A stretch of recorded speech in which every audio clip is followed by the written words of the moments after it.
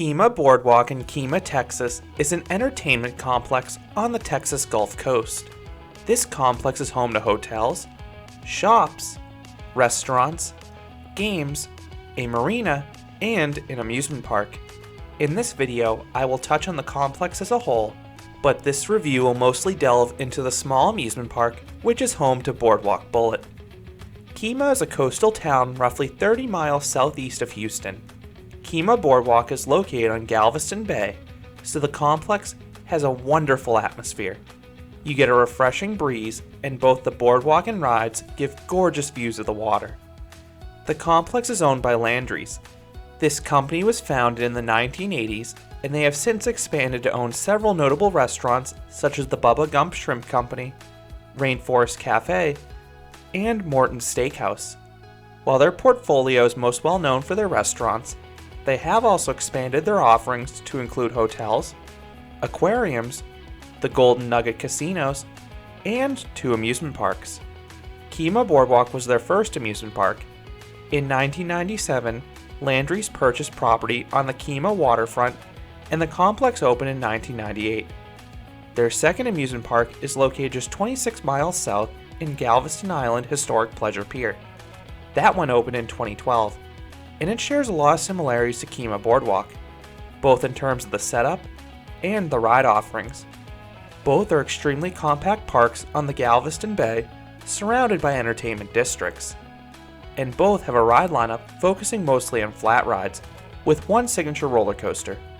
Despite how Houston is the 4th most populous city in the United States, and despite how their climate supports year-round operation for amusement parks, Kemah Boardwalk and Pleasure Pier are the only 2 amusement parks in the area. The area used to have Six Flags Astroworld until it closed after the 2005 season. Houston deserves a major park, but at least Kemah Boardwalk has a ride that can compete with the big parks in Boardwalk Bullitt. I have a separate review on Boardwalk Bullitt, but this Gravity Group wooden roller coaster is fantastic. The wood coaster occupies just 1 acre, which is remarkable considering the scale of this coaster.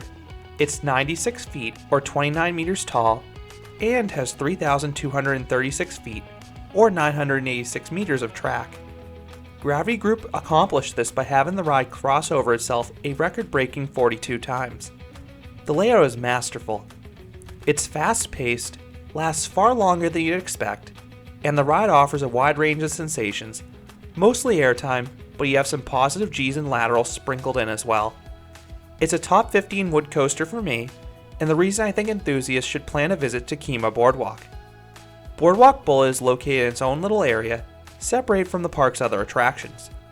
The park has a dozen other rides in a small cluster, with roughly half of them coming from Chance Rides. Despite the park's size constraints, the park has a balanced mix of kiddie rides, family rides, and thrill rides. You have some observation rides, some spinning rides, some pendulum rides, and a drop tower. Both the Century Wheel and Observation Tower give breathtaking aerial views of the park and bay. Just know that the Ferris wheel does not allow single riders, and the Observation Tower is often closed due to maintenance. You also have a unique train ride. Most of the amusement rides are contained in their own area, but the train gives a complete tour of the Kemah Boardwalk complex. You get a narrated tour of not just the rides, but you also pass the restaurants, shops, and hotel. I was surprised just how much of the boardwalk the train covered. And as an added bonus, there are a few tunnels, including one by Boardwalk Bullitt, with some animatronics simulating a gunfight. The one flat ride of note is the 14-story drop zone, an Arm Larson drop tower. These are some of the most forceful drop towers on the market. The drop packs a wallop, giving sustained airtime and a gut-wrenching stomach-dropping sensation on the way down. And this one gives a great view because of its proximity to the water. Kemah Boardwalk is a rare free admission park, so if you want to ride the attractions, you have 2 options. You can either pay per ride or purchase an all-day wristband. The rides cost $4 to $6 each, or you can buy an all-day pass for $25 as of early 2021. You also have the option to buy a combo pass that includes all the Landry's attractions in the area, including Kemah Boardwalk, Pleasure Pier, and the nearby aquariums. You also have 2 additional attractions not included on the wristband. First, you have the Iron Eagle zipline. This attraction lifts you atop the parking garage and flies over the roadway and parking lot on its way back to the ride area. Second, you have the Boardwalk Beast high-speed boat ride. This is similar to the one I experienced at Pavilion Park in Myrtle Beach last summer. The Boardwalk Beast is a 25-minute thrill ride giving a high-speed 4-mile cruise on Galveston Bay, reaching speeds up to 40 miles per hour or 64 kilometers per hour. Kemah Boardwalk is open year-round, but there are 3 things you need to watch out for if you're planning a trip to this park. First, since the park is open year-round, rides undergo annual maintenance. The big one to watch out for is Boardwalk Bullet. This coaster typically undergoes winter maintenance in the first quarter each year.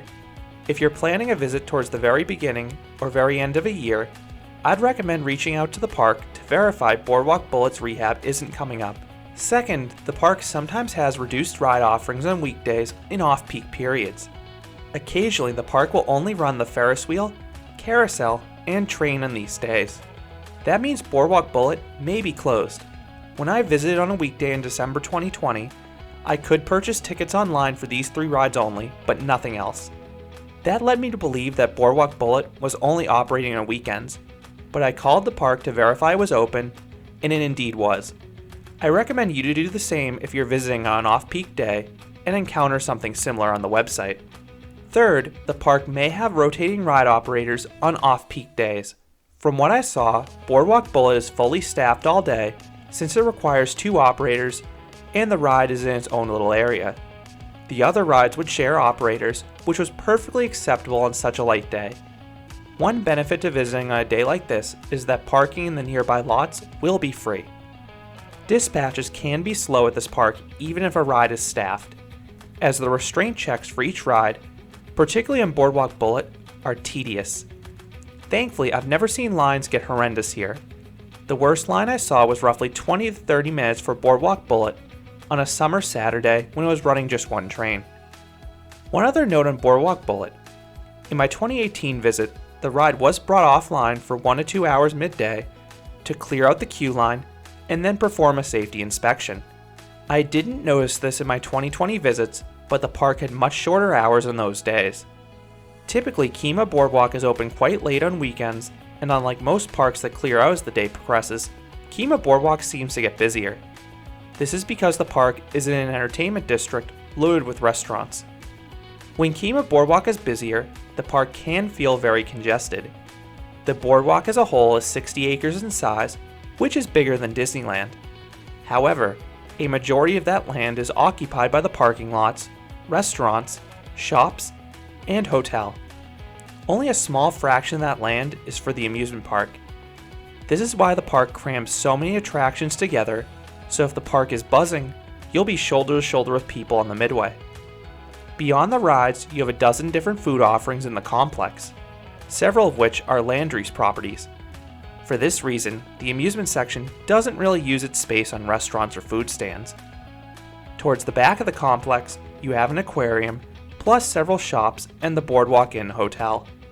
I have not visited anything beyond the amusement rides, but these seem to be quite popular with families. So do I recommend visiting Kemah Boardwalk? If you're in the Houston area, absolutely. The complex has something for everyone, from rides to food to shopping to a pleasant atmosphere. If you're a coaster enthusiast, Boardwalk Bullet should be on your bucket list. Kemah Boardwalk is roughly 4 hours from the other major parks in Texas, so while it is a large detour, I'd argue Boardwalk Bullet is worth it, especially since you can pair Kemah Boardwalk with Galveston Pleasure Pier for a full day of fun. So those are my thoughts on Kemah Boardwalk, the amusement park and entertainment district on the Texas Gulf Coast. Have you been to this park? What are your thoughts on Boardwalk Bullet or anything on this boardwalk? I would love to hear your thoughts down in the comments. If you enjoyed this video, I'd appreciate if you gave it a like and you considered subscribing, because there'll be a lot more roller coaster and amusement park videos here at Canopy Coaster. Thanks for watching.